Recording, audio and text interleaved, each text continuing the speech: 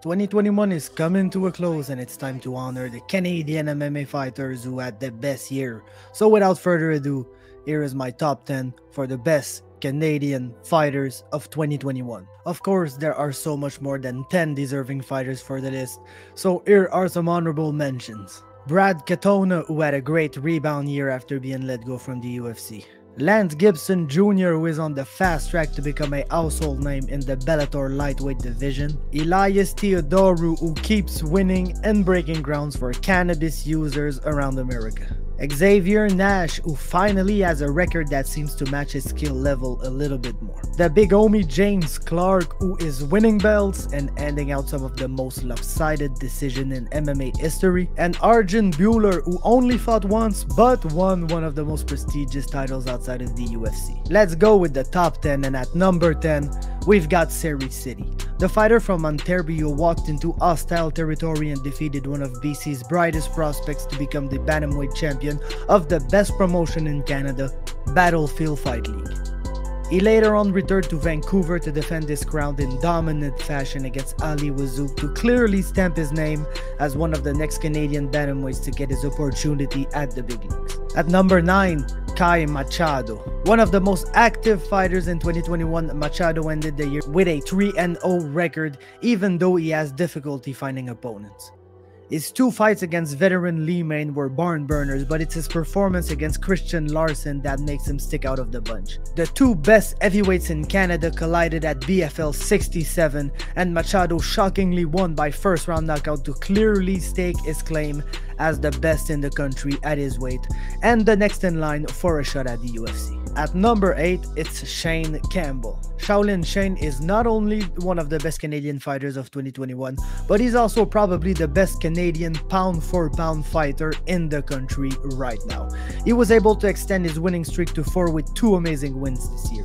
He was set to fight Michael Hill at Unified 41, but he no-showed and was replaced by Matt Craco on about 24 hours notice. Campbell handled the job like a pro to claim the Unified Welterweight Championship, his third weight class in which he has won a belt along with 155 and 165. He was then able to show out in his Unified 42 match against tough kickboxer Hubert Given, who he absolutely handled for a stoppage win.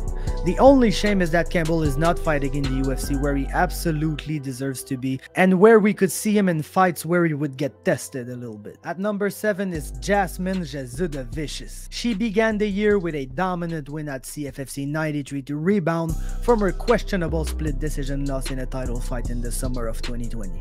That performance secured her a shot at Dana White's Contender Series, where she put out one of the best showings of her career. She nearly finished Julia Polastri in the very first round and prevented her from rallying late in the fight to secure the win and a UFC contract. She's now set to begin her UFC journey on the first pay-per-view of 2022 in January. At number 6, we've got Loopy Godinez. How about making a name for yourself in your very first year in the UFC? Loopy fought 4 times, and despite going 2-2, she broke a record for the quickest period between 3 fights and really established herself as a fan favorite in the strawweight division. Her 2 wins were excellent performances, especially the one against Silvana Gomez Juarez. Her loss to Jessica Peña was a very questionable decision, and her loss to Luana Carolina was super close on 7 days notice and up a weight class against one of the taller fighters in the division. In short, Loopy is the shit. She's quickly becoming the new Angela Hill of the division, and we just can't get enough of it. Let's move on with the top 5, and at number 5, it's Charles Jourdain. Win or lose, this guy creates a moment every time he fights, and he's becoming one of the must-watch action fighters in the UFC. He started off the year with an amazing fight against Marcelo Rojo, where he gave us a 3rd round finish and the memorable Showtime Hammer Fist, or Air Fist like he called it. He then fought Julian Erosa on short notice in another super back-and-forth contest. Unfortunately for him, the veteran had the upper hand with a slick Darce choke in round 3. He made sure to finish the year off with a bang with an amazing performance against Andre Ewell, where he ended the fight with a Spartan kick to Ewell's body to win his first ever decision as a pro, and once again greatly increased his follower count with another viral TikTok moment. There's nothing stopping Jourdain now. He will be rich and famous of this MMA stuff because he has a personality like no other. He's very social media savvy, and most importantly, he is one of the most exciting fighters on the UFC roster, Canadian or not. At number 4, it's Alex Morgan. He came back from a 2.5-year hiatus with an amazing 2021 campaign. He first flew out to France, where he saw his fight get cancelled on fight week, but he was promptly rebooked for another event the week after, where he won a dominant decision against a very strong opponent. He was then booked for the first ever Samurai MMA event against the second best 145er in the country in Majed Amo, and he pulled off a masterful performance en route to a 4th round finish. He not only defended his spot as the top featherweight in the country, but he also showed us that he's been ready and is overdue his shot at the big leagues. At number 3, we've got the Canadian gangster Olivier Aubin-Mercier. Almost 2 years after ending his UFC deal, OAM finally made his PFL debut and quickly showed that he's still one of the best lightweights in the world.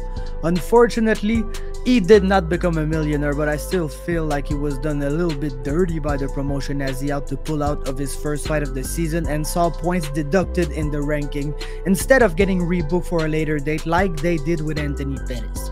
Either way, the Canadian gangster absolutely styled on Marcin Held, who had just defeated the 2-time champion Nathan Schultz in his first fight before beating the crap out of UFC veteran Darrell Archer for a perfect 2-0 year and a spot in the top 3 of our list. At number 2, Marc-André Barriault. Even though we all saw him knock Oscar Piechota out in the summer of 2020, his win was overturned to a no contest because of a positive test to ostarine, a substance for which USADA does not even suspend you, but the Nevada Athletic Commission does. So, Barriault entered 2021 as a 0-3 fighter in the UFC, coming off a no contest and a drug suspension, and many were saying that his UFC career was coming to an end abruptly. Unfazed by the criticism, Barriault shut everybody up in 2021 with 2 amazing performances and 2 amazing wins.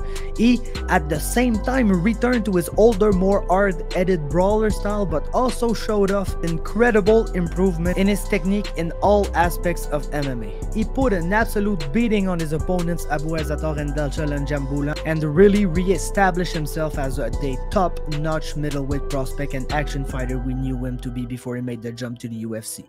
He entered a new stage in his life and in his career, and we couldn't be happier for him, as he has always been a gentleman and one of the best guys to be around in the world of MMA. And finally, at number 1, the Canadian MMA Fighter of the Year is the White Lion, Yohan Lainesse. He began his 2021 campaign with an impressive decision win over fellow undefeated prospect Troy Green at CFFC 93. This fight secured him a shot at newly crowned welterweight champion Evan Cutts, who had more than twice his experience as a pro. Lainesse put a beating on him, finishing him in the 2nd round to claim his first belt as a pro. He was then invited to compete on Dana White's Contender Series against feared English prospect Justin Burlinson. Lainesse came in as a heavy underdog for the fight, but he put Burlinson's lights out in less than 2 minutes with a knockout that reminded us of Adesanya's title win against Robert Whittaker. Of course, that highlight reel finish was enough to get a UFC contract where he will enter in 2022 as an undefeated top-level welterweight prospect. Lainesse is without a doubt the Canadian MMA Fighter of 2021. That concludes my list. Let me know what you think in the comments. Who have I missed? Leave us a like if you liked. Make sure to subscribe to MMA Talk for the best Canadian MMA content. See you next time.